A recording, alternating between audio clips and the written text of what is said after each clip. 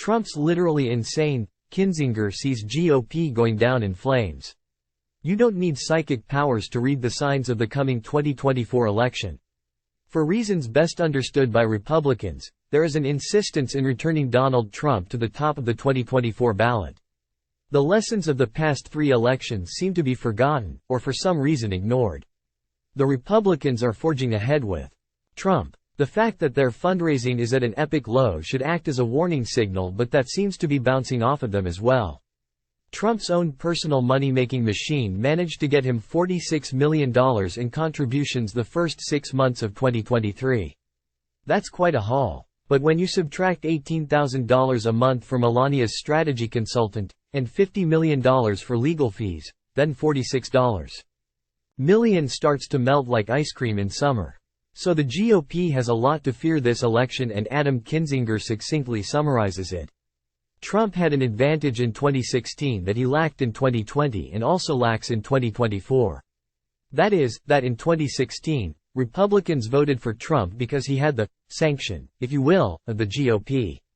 He was the GOP standard bearer, and so Republicans who voted for him did so because they were following the party line. He's one of us, he's been vetted and signed off on, went the logic. We can depend upon him to follow party principles. Wrong. And a lot of people who voted for Trump in 2016 did not vote for him in 2020. And will not vote for him in 2024. Plus, and this is truly incredible, Trump goes on to alienate massive blocks of people. He said just last week that anybody who ever donated to Nikki Haley is barred from belonging to MAGA. That is not a way to grow the population inside the tent. That is a way to spell your own political doom.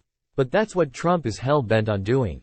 He seems to believe that his tabloid ways, piling outrage upon outrage, as long as it gets headlines it's good, is going to get him re-elected.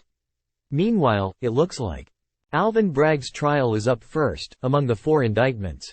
The January 6 trial was originally scheduled for March 4, and that date has been vacated.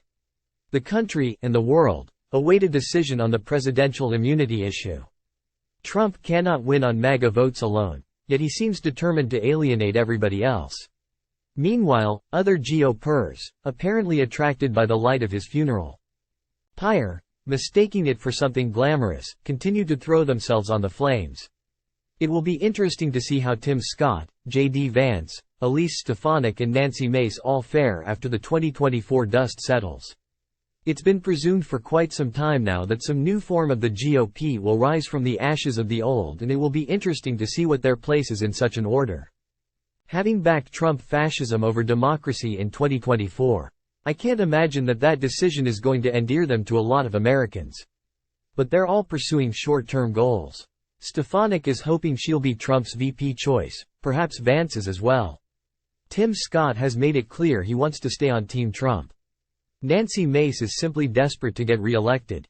She'll say or do anything, she's made that clear. What a gullible and easily bribable ship of fools.